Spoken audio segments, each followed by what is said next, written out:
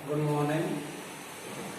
ग्रामीण महिला विद्यार्थी के यूट्यूब चैनल बालाजी महाविद्यालय राजनीति विज्ञान की कक्षा में आपका स्वागत है। आज का टॉपिक है संघीय कार्यपालिका। संघीय कार्यपालिका राजनीति विज्ञान में सरकार के 3 अंग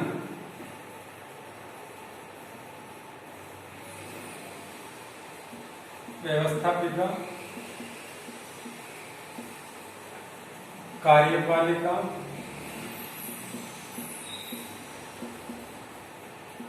न्यायपालिका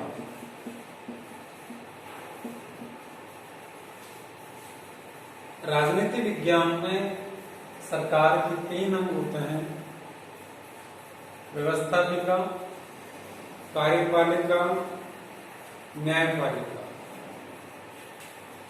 आज की क्लास में हम इन 3 अंगों में कार्यपालिका के संबंध में चर्चा करेंगे। विद्यार्थियों, कार्यपालिका, जब मैंने यह संघ लिखा है तो संघ से तात्पर्य है केंद्र, और केंद्र से तात्पर्य राष्ट्र, देश। संघ जो देश को चलाए, जो केंद्र को चलाए, जो राष्ट्र को चलाए, वो संघ है। कार्यपालिका, कार्यपालिका वह एक समूह, एक संगठन, वह समूह, वह संगठन जो संघ के लिए, केंद्र के लिए, देश के लिए, राष्ट्र के लिए कार्य करे, उसे हम कहते हैं संघीय कार्यपालिका। सरकार के 3 अंगों में व्यवस्थापिका, जैसा हमने पूर्व की कक्षाओं में पढ़ा, कानून का निर्माण करना; कार्यपालिका, कानून को लागू करना; न्यायपालिका, न्याय करना। ये कार्यपालिका का प्रमुख कार्य कानून को लागू करना, कानून को लागू करना। जो कानून व्यवस्थापिका द्वारा बनाए जाते हैं, उन कानून को लागू करने का कार्य कार्यपालिका करती है। कार्यपालिका कानून बनवाने में भूमिका निभाती है और कानून को लागू करने में भूमिका निभाती है। भारत एक, जैसा हम जानते हैं कि भारत एक संसदीय, भारत एक संसदीय शासन व्यवस्था, भारत एक संसदीय शासन व्यवस्था को अपनाने वाला देश है। जो संसदीय, संसदीय से तात्पर्य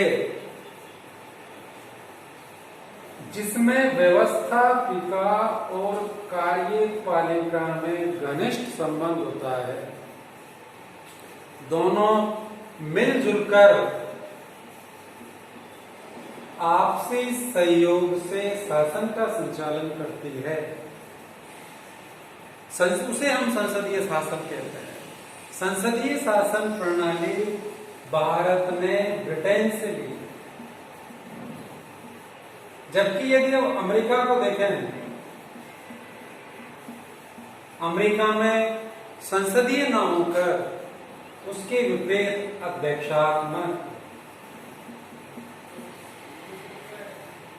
अध्यक्षात्मक शासन व्यवस्था पाई जाती है। अध्यक्षात्मक शासन व्यवस्था में व्यवस्थापिका एवं कार्यपालिका में घनिष्ठ संबंध नहीं होता है। वे दोनों अपने कार्य क्षेत्र में स्वतंत्र होती है, वे अपने कार्य क्षेत्र में आजाद रहती है और आजाद रहकर अपने कार्य को करती है। संघीय कार्यपालिका अब आती है कि संघीय कार्यपालिका। जैसा मैंने बताया, संघीय कार्यपालिका वह एक समूह है जो केंद्र में शासन का संचालन करता है, केंद्र की शासन व्यवस्था को चलाता है। केंद्र अर्थात अपने देश, केंद्र से तात्पर्य जैसे मान लीजिए ये देश और ये बीच का हिस्सा केंद्र, और ये जो चारों तरफ है ये राज्य। तो यहां से जो सरकार चलाता है और पूरे भारत में सरकार चलाता है उसे हम कहेंगे केंद्र। उसे हम, और भारत का जो केंद्र बिंदु है वो है नई दिल्ली। भारत का जो केंद्र है वो है नई दिल्ली। नई दिल्ली से हमारे पूरे देश का शासन चलता है। कार्यपालिका, संघीय कार्यपालिका में कौन आते हैं? उनमें एक राष्ट्रपति, प्रमुख रूप से राष्ट्रपति, प्रधानमंत्री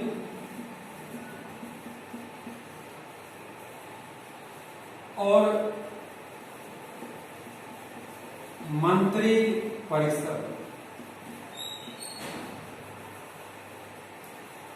संघीय कार्यपालिका में राष्ट्रपति, प्रधानमंत्री, हम ये कहना चाहे एक राष्ट्रपति, तो इसको भी हम संघीय कार्यपालिका में शामिल कर सकते हैं, लेकिन प्रमुख रूप से राष्ट्रपति, प्रधानमंत्री और मंत्री परिषद। आज की कक्षा में हम तीनों के बारे में, कि संघीय कार्यपालिका में प्रधानमंत्री, मंत्री परिषद, राष्ट्रपति, तीन। भारत में जो कार्यपालिका है, क्योंकि हमारे यहाँ वास्तविक प्रमुख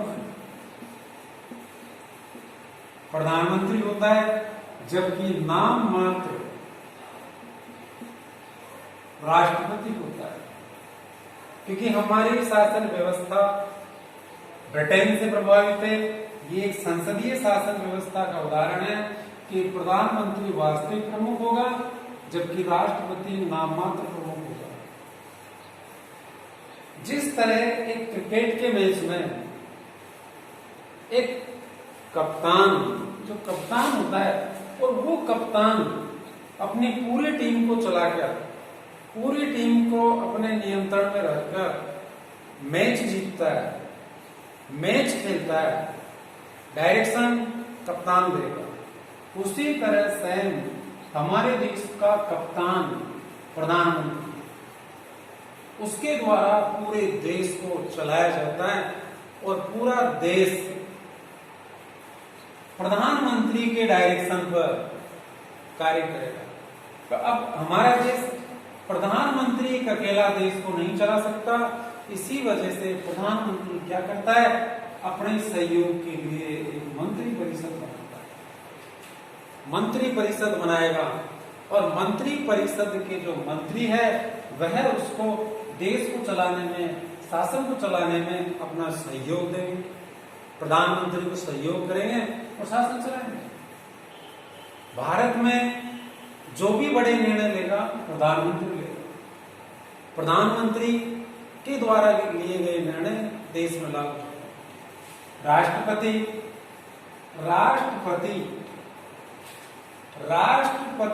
अब राष्ट्रपति भी शासन का अंग है, लेकिन हमारे यहाँ संसदीय शासन व्यवस्था होने के कारण ये मात्र नाम मात्र का पद है। राष्ट्रपति, अगर हम देखें कि राष्ट्रपति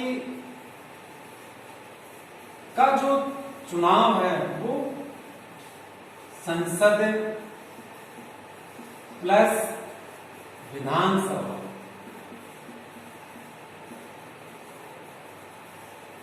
भारत में राष्ट्रपति का जो चुनाव है वो संसद एवं विधानसभा के द्वारा अप्रत्यक्ष रूप से किया जाता है। अप्रत्यक्ष, जैसा हम जानते हैं कि अप्रत्यक्ष का तात्पर्य जिसमें जनता स्वयं वोटिंग नहीं करते बल्कि जनता के चुने हुए प्रतिनिधि वोट करते हैं उसे हम अप्रत्यक्ष कहते हैं। और अप्रत्यक्ष में विधानसभा और संसद के जो सदस्य हैं उनमें भी विद्यार्थियों, आपको ये ध्यान रखना है कि संसद और विद्यार्थी, जो संसद और विधानसभा के समस्त सदस्य न होकर केवल निर्वाचित सदस्य ही राष्ट्रपति के चुनाव में भाग लेते हैं। अर्थात जो मनोनीत सदस्य होता है वो राष्ट्रपति के चुनाव में भाग नहीं लेता है। यहाँ केवल संसद के निर्वाचित, विधानसभा के निर्वाचित सदस्य भाग लेते हैं। राष्ट्रपति, अब आता है प्रधानमंत्री। प्रधानमंत्री, जैसे मैंने आपको ये बताया कि राष्ट्रपति का चुनाव होगा, संसद करेगी, विधानसभा करेगी, उसी तरह प्रधानमंत्री की नियुक्ति होती है। और प्रधानमंत्री की जो नियुक्ति है वो राष्ट्रपति के द्वारा की जाती है। प्रधानमंत्री की नियुक्ति कौन करेगा? राष्ट्रपति। राष्ट्रपति द्वारा प्रधानमंत्री की नियुक्ति होगी। लेकिन राष्ट्रपति को प्रधानमंत्री नियुक्त करते समय केवल अपनी मनमर्जी नहीं चलेगी। यहां प्रधानमंत्री उसे ही नियुक्त किया जाएगा जो भारत की लोकसभा में बहुमत प्राप्त है। बहुमत प्राप्त है उसे ही प्रधानमंत्री नियुक्त किया जाएगा। लोकसभा में बहुमत प्राप्त नेता को ही प्रधानमंत्री बनाया जाएगा। प्रधानमंत्री भारतीय संविधान के अनुच्छेद 74, 75, 78 में प्रधानमंत्री और मंत्रिपरिषद का वर्णन है। मंत्रिपरिषद, प्रधानमंत्री मंत्रिपरिषद का निर्माण करता है। और मंत्रिपरिषद क्या होती है कि मंत्रिपरिषद में जितने भी मंत्री होंगे उन मंत्रियों को प्रधानमंत्री अपनी इच्छा से राष्ट्रपति से नियुक्त कराता है। मंत्रिपरिषद में जितने भी मंत्री होंगे वो प्रधानमंत्री राष्ट्रपति से नियुक्त कराएगा। मंत्रिपरिषद में मंत्रियों का समूह है जिसमें मंत्री होते हैं।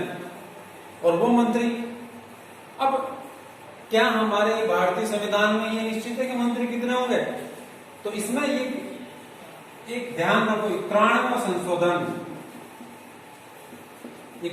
संशोधन 2003, इसमें ये डिसाइड कर दिया गया कि 15 सदन का 15%, लोकसभा का 15% सदस्य ही मंत्री परिषद में शामिल होंगे।